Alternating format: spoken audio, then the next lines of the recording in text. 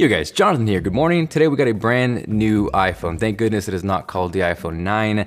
That would have been a little confusing. This is the follow-up to the iPhone SE. It is technically called the iPhone SE second generation, but to make it simple, we'll call it the iPhone SE 2, and here's a quick rundown of everything you need to know.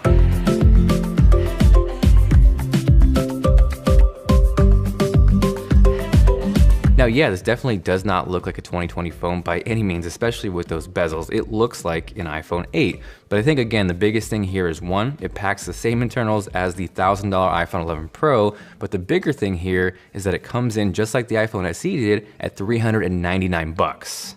That is a big freaking deal. It's with a base storage of 64 gigabytes, which isn't the best, but it's also not awful. I think the best value is gonna be the next step up where you can double that storage for $50 more. That then there doubles at 256 gigabytes if you wanna have the maxed out iPhone SE 2. And to keep it simple, there are three colors, black, white, and product red. So again, the best way to look at the iPhone SE 2 is iPhone 8 body with the iPhone 11 Pro internals. And from what I understand, it is the exact same A13 Bionic, no underclock. It is full power, the same chip you're getting in their $1,000 phone. Just like the iPhone 8, it packs a 4.7-inch display with True Tones, so if there were any hopes for a 4-inch display refresh, I think we can say those dreams are sadly gone. With that, of course, you're not getting Face ID, so your option is second generation Touch ID using your fingerprint, and weirdly, almost full circle, that's gonna be really useful in these weird quarantine times where wearing a mask actually really messes with Face ID.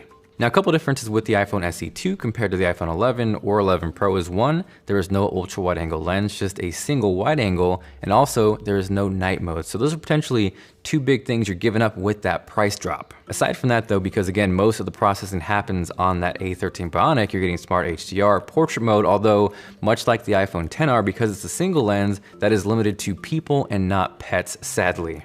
Video as well should be fantastic. It'll shoot 4K up to 60 frames per second. It is worth noting though that the extended dynamic range, while it is there, it'll cap out at 30 frames per second on the iPhone SE 2, whereas with the iPhone 11, 11 Pro, you can shoot that all the way up to 60 frames per second. Now the front-facing camera is 7 megapixels. I would assume because of that, unlike the iPhone 11, 11 Pro, you're not getting that extra bit of width that you get there. And it is also worth noting that you're getting 1080p video recorded on the front-facing camera as opposed to 4K on the 11 and 11 Pro.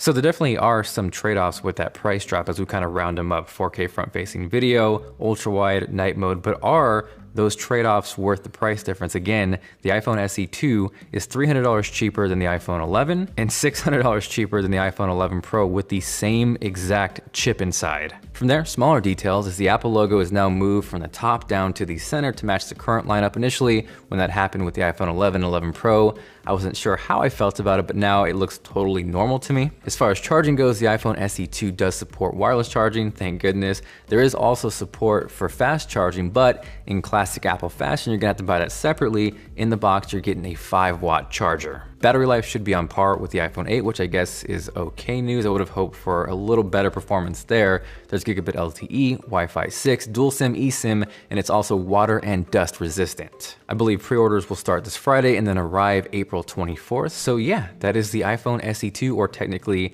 the iPhone SE second generation. I know a lot of people were really hoping for a follow-up to the 4-inch iPhone SE, but it looks like this is what we got. I know a lot of people are gonna have mixed feelings with this, especially in the era of bezel-less screens, pop-up cameras, all these futuristic looking phones, whereas this looks like an iPhone 8. But again, the biggest thing here, iPhone 11, 11 Pro internals, iPhone 8 body, more importantly, $399, I think it's gonna be huge. Thank you guys so much for watching. Drop a like if you're excited to check out an unboxing and review of this, and I'll catch you guys later.